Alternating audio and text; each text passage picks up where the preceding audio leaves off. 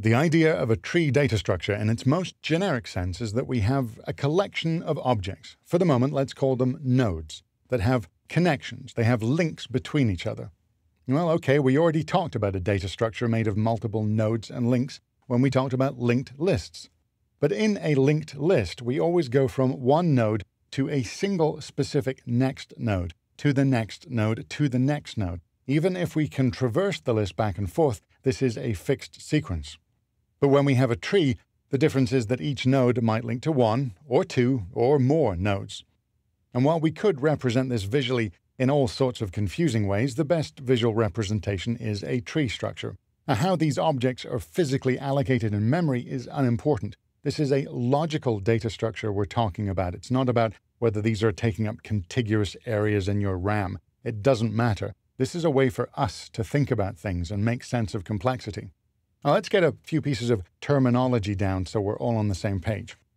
As when using a linked list, there is always one specific starting node in a tree data structure. It's referred to as the root node. And yes, if this was a real tree, the root would be in the ground, but we usually draw them in this orientation. Now, this root node can itself contain a value, any object that you find useful. But also, as with linked lists, the root node will contain links to other nodes.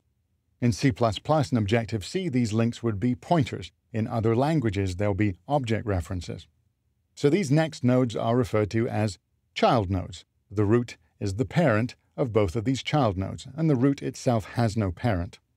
But each of these child nodes can itself contain child nodes, and so on and so on.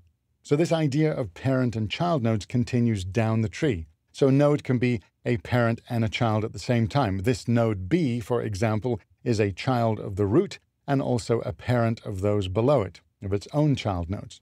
And child nodes with the same parent are called siblings. So the terminology here is not particularly bizarre. It's fairly understandable. We'll cover a couple of more words, including the idea that if we have a node with no children, that would be referred to as a leaf or leaf node. So this is enough terminology for the parts of the tree. Nothing too strange here. So I've drawn a tree structure here with no more than 2 child nodes for any parent. This is referred to as a binary tree. A binary tree is just a tree structure with a maximum of 2 child nodes from any other node. It doesn't have to be 2. It could be none. It could be 1, but never any more than 2. If there's any more than 2 child nodes for any other node, it's not a binary tree anymore.